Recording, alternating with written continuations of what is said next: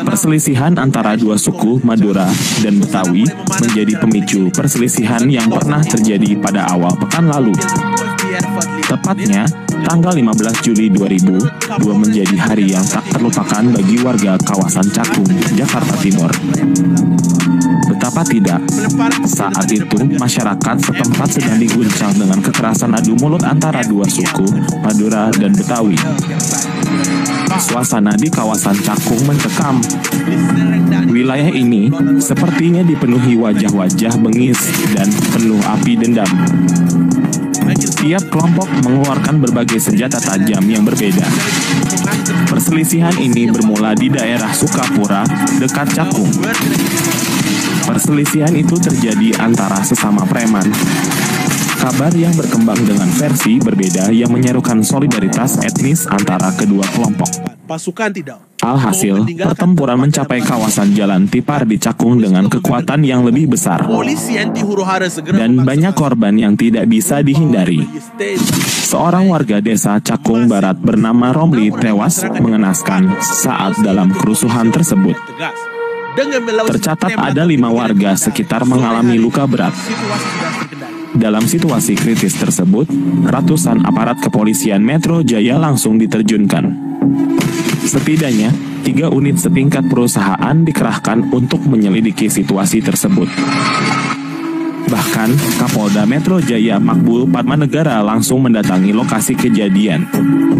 Melihat gejala yang semakin tidak menentu, Makbul memberikan ultimatum kepada warga yang militan.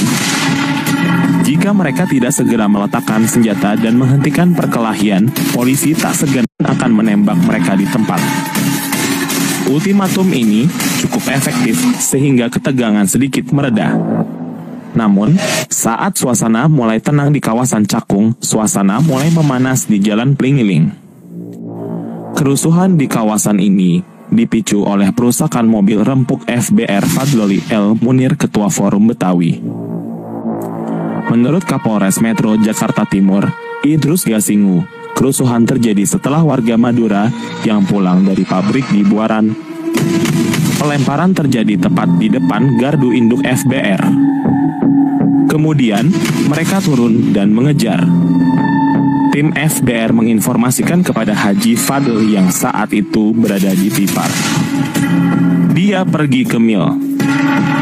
Mobil Haji Fadlol diserang dan dirusak oleh komplotan warga Madura, kata Idrus. Penyerangan ini memancing kemarahan warga FBR.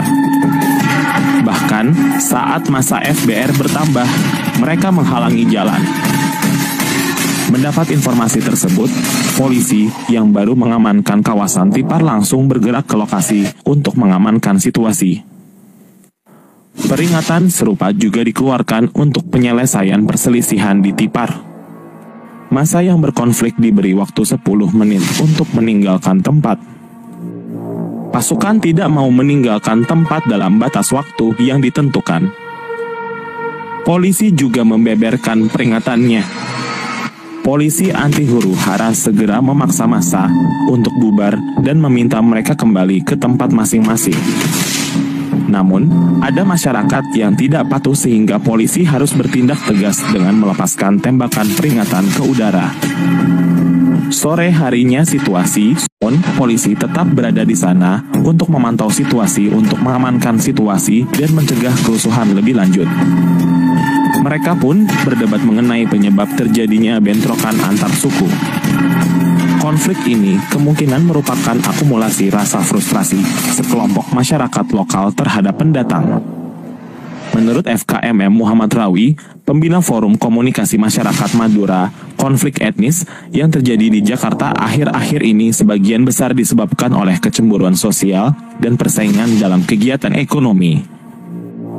Perebutan lahan dan lahan parkir, misalnya. Rawi menambahkan, kabarnya juga bisa disebabkan oleh perbedaan pendapat mengenai hal-hal yang sebenarnya tidak boleh terjadi. Namun, karena ada organisasi yang memayungi mereka, keberanian pasukan semakin bertambah. Padahal, sampai saat ini mereka bisa hidup berdampingan secara harmonis. Tidak ada masalah, kata Rawi seolah menyalahkan ormas. Selain permasalahan ekonomi, permasalahan budaya dan adat istiadat yang berbeda juga turut mempengaruhi pecahnya konflik etnis. Abdus Syukur, Ketua Badan Perundingan Betawi, meragukan hal tersebut. Perbedaan status sosial dan budaya ini dimanfaatkan oleh sekelompok orang untuk mengadu domba dua pihak. Bisa jadi ada yang main-main di belakang untuk melecehkan orang Betawi. Sejak dulu orang Betawa hidup berdampingan dengan semua suku, rukun dan damai, kata Abdus Syukur.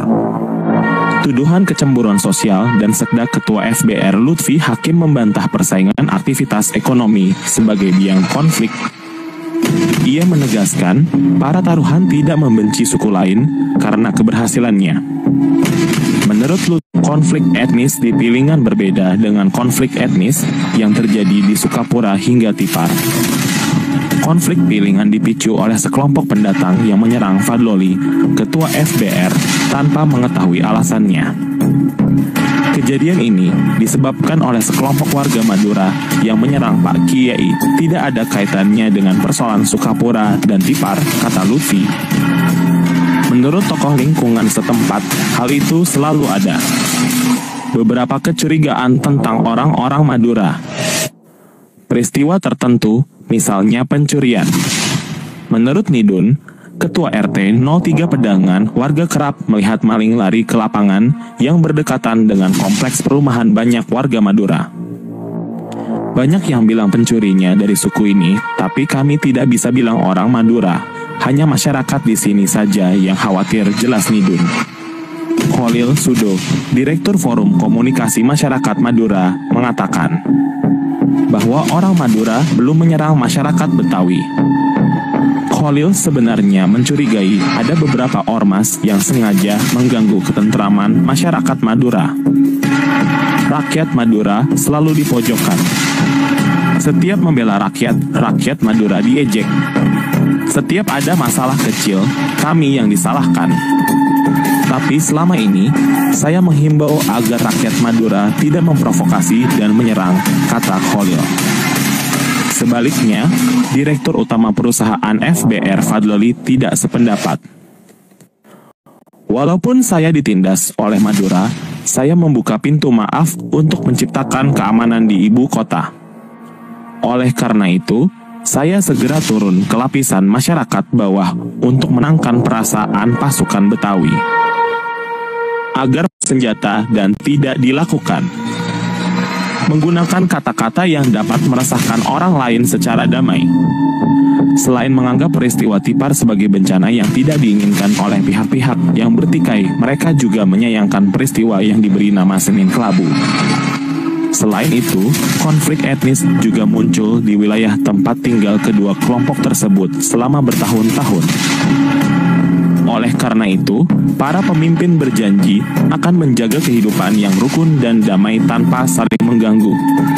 Fadloli mengatakan solusi ke depan adalah para pemimpin daerah harus mengarahkan jajaran bawah dan polisi untuk bertindak lebih adil agar lebih serius.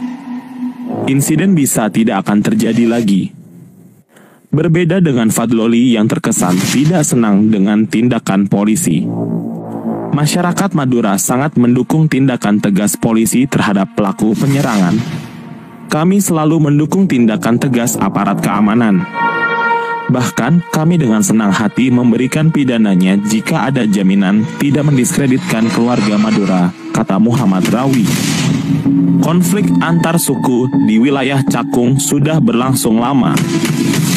Daftar konflik antar suku di Jakarta. Menurut Gumilar Rusliwa, sosiolog perkotaan Universitas Indonesia, konflik di Cakung atau sebelumnya menunjukkan menguatnya ikatan etnis. Namun di sisi lain, Gumilar menilai penegakan hukum di negeri ini masih lemah. Artinya, kata Gumilar, proses delegitimasi kelompok masyarakat sedang menuju ke sistem hukum negara. Konflik ini dianggap sebagai keadaan kebebasan bertindak. Saya kira ruang ini cukup rentan terhadap kelompok yang ingin mempolitisasinya. ini memang perlu dicermati, kata Gumilar.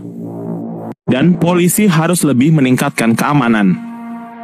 Aparat keamanan harus bertindak tegas, sebagaimana kita sebagai warga negara tidak selamanya aman untuk tinggal di negeri sendiri. Berharap agar konflik cakung maupun perselisihan-perselisihan sebelumnya tidak terjadi lagi jika masing-masing kelompok berani menyelesaikan segala permasalahan dengan hati dingin. Konflik hanya akan merugikan keduanya, memihak dan menimbulkan ketakutan di kalangan rakyat jelata yang tidak berdaya. Maka seruan tokoh masyarakat suku dan kewaspadaan polisi untuk meredam suasana berapi-api akhirnya berujung pada penangkapan 4 orang saat kerusuhan di Jembatan Tinggi Tipar. Mereka diduga memimpin bentrokan di wilayah perbatasan Jakarta Timur. Sejauh ini, suasana di wilayah konflik berangsur membaik dan tenang seperti sedia kala. Orang-orang dari kedua etnis berbaur seolah-olah telah melupakan peristiwa Senin Kelabu. Selain itu, janji perdamaian pun diberikan. Saat ini, sangat bergantung pada kesadaran masing-masing kelompok agar kejadian serupa tidak terulang kembali. Upaya perdamaian tidak hanya terbatas pada pertemuan saja. Tokoh masyarakat dari kedua kelompok juga mendatangi rumah korban. Mereka rela dan ikhlas berdonasi sebagai wujud simpati. Usai pertemuan, nampaknya semua kekesalan di antara mereka terkubur. Keluarga korban menganggap bencana tersebut sebagai cobaan.